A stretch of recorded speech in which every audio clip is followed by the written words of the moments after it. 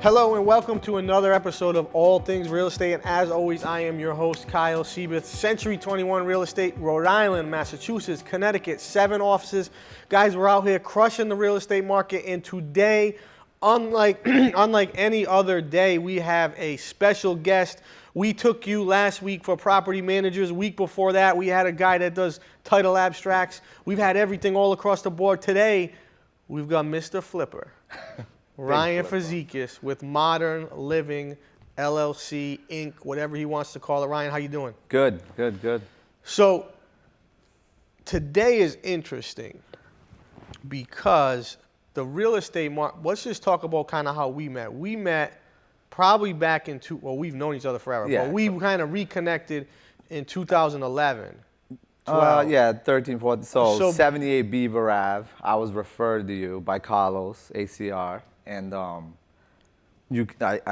seen you, and yeah, that's it. We reconnected. And so 13, 14, whatever. Mm-hmm. But in that time, the real estate market was totally different. Yeah. It was on its back.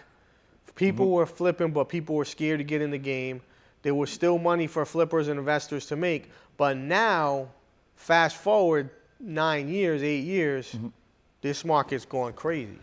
Oh yeah, it was super tough back then. You had buyers; they had more control back then. We'd go to closings and get slaughtered. I mean, literally. So this is a situation where the complete leverage has swung. Shifted. It totally shifted. It used to be a buyer goes and does an inspection, and the seller literally crosses their fingers, their toes, and every other bone in their body, right? So that they can get. So that they can actually get, they can get through the inspection. Just want to get through it. Now, you want to do an inspection? That's the funniest thing I heard in a long time.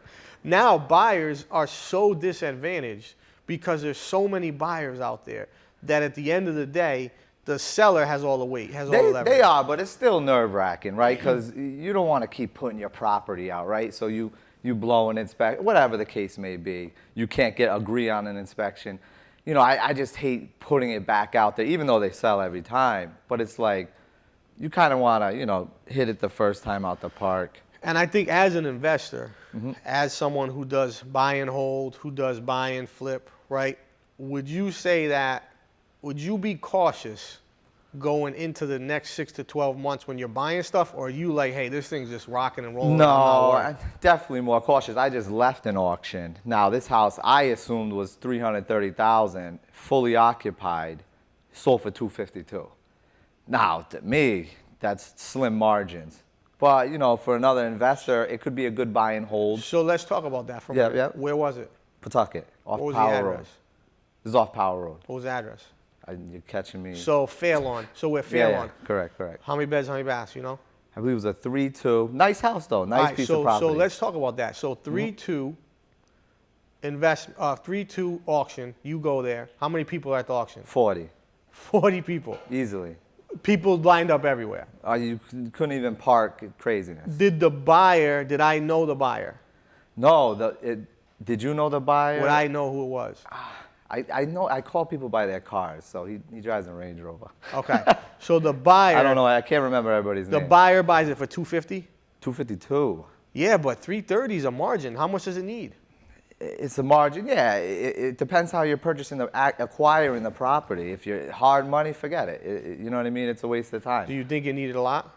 No. This thing is cream puff. Nice.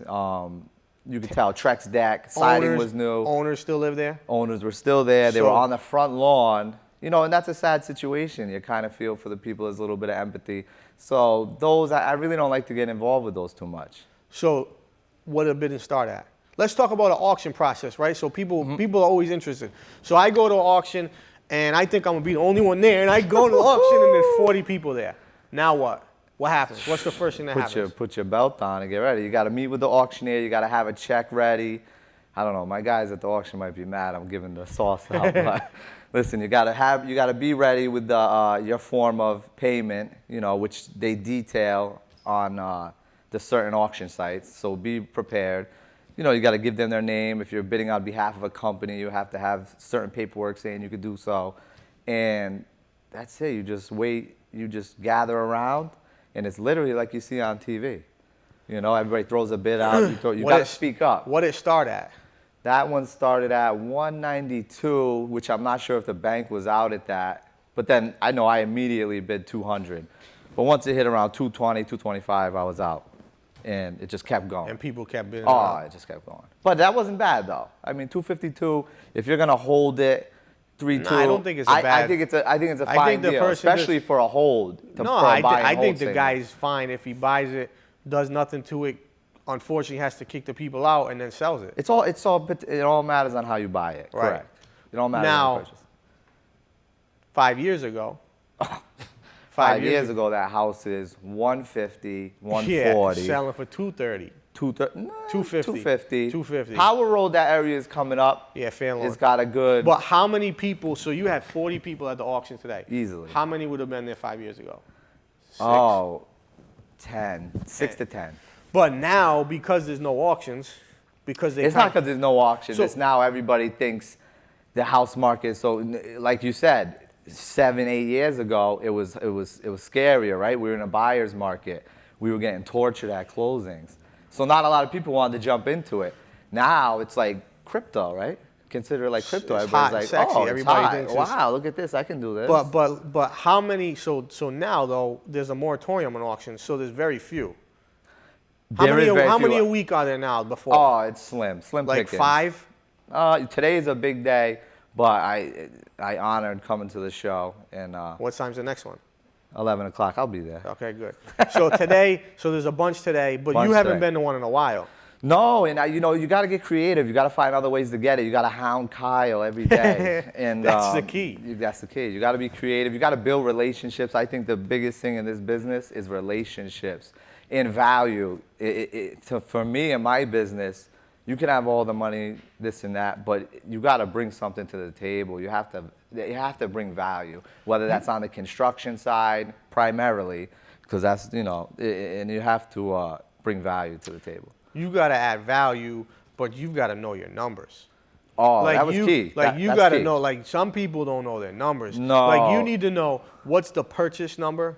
What's a good purchase number? Correct. You got to know what that sales number is, and you have to know what that renovation number. And at an auction, you don't have time to bring a contractor to give quotes. You're literally you're in there and you're like boom, boom, boom. Okay, sight unseen. Sight unseen. Not even going in. So you're like, whoa, this is what my number looks like. At the end of the day, I think so. How many properties you think you flipped in the last 10 years? Probably 40 to 50. I mean, yeah, I would say a good number. I mean, I probably sold you 10 alone on the. And I remember in those markets, like Central Ave, I was like, here, take the. Sliding them off. I'd say you probably do per year. 7 to 10? Yeah, 7 to 10. I'd say you do 7 to 10 More a year. wholesale stuff in the previous years. But that'll come back. Yeah, and I'm fine with it. That'll come back. But my thing now, good thing you mentioned numbers, is I'm getting better. And I know my numbers. I got a better system now. And those past years, I learned a lot of lessons in the buyer's market, a lot. Luckily, I was able to survive it. You know what I mean? For this time. Oh, 100%. So that made me prepared for the seller's market. So I'm a 5-year-old, right? Yeah. Tell me what hard money means. Hard money is a high percentage interest rate loan, interest only. Typically 1-year balloons, and. So I'm going to pay you 7%? No. What's high interest rate? Well, it's cheaper Depends right now. If you borrow from Red Balloon, Balloon, 10 and 2, deferred payments.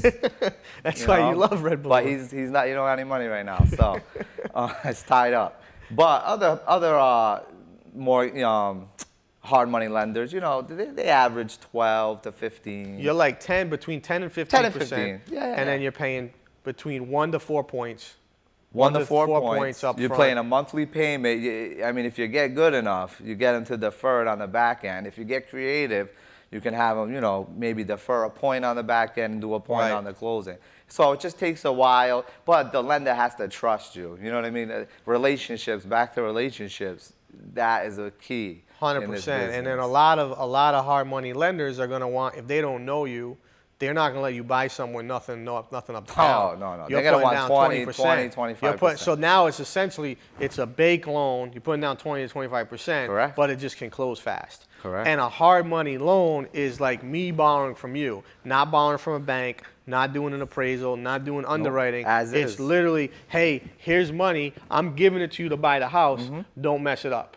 Correct. Because if you mess it up, I'm taking it back. Correct. And And that's- I've gotten a few of those. Right, and that's the part that people don't understand. Like, hard money loans don't mean that you can go and do whatever you want with your money.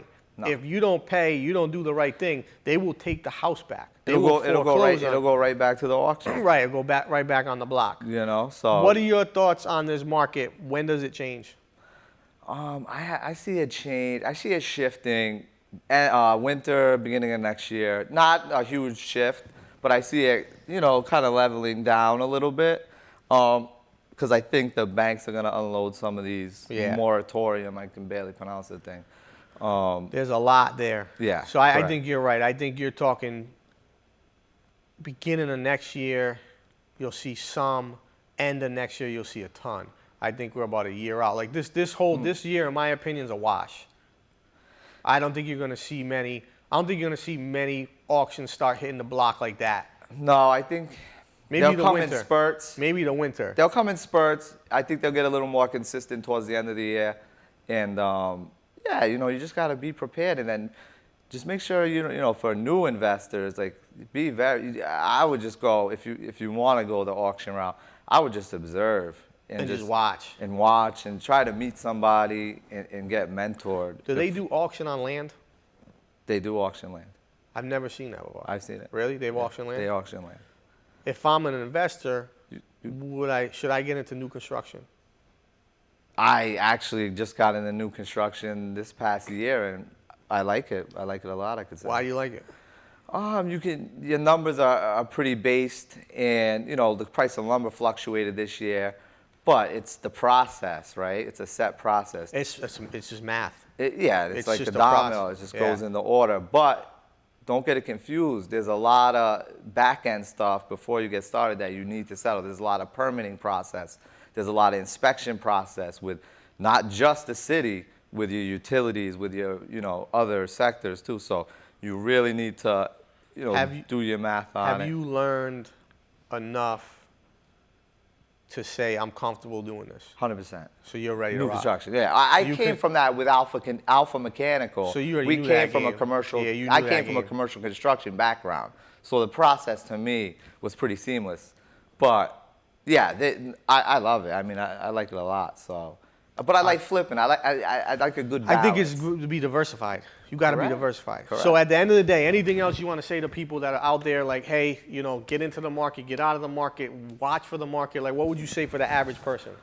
The average person, I would say, find somebody or can trust and that's doing it, and just try to learn from them. You can be brave and just try to jump in, but just don't get burned with your hard-earned money. I agree. I think that's the biggest problem. Like, Correct. if you don't know it, you don't learn it, you don't understand it, at the end of the day, you're going to get crushed. I'm still learning every day. Perfect. So I think with that, I'm good. If you're good, I'm great. Great episode. We appreciate you coming out. I need to get you to the next auction.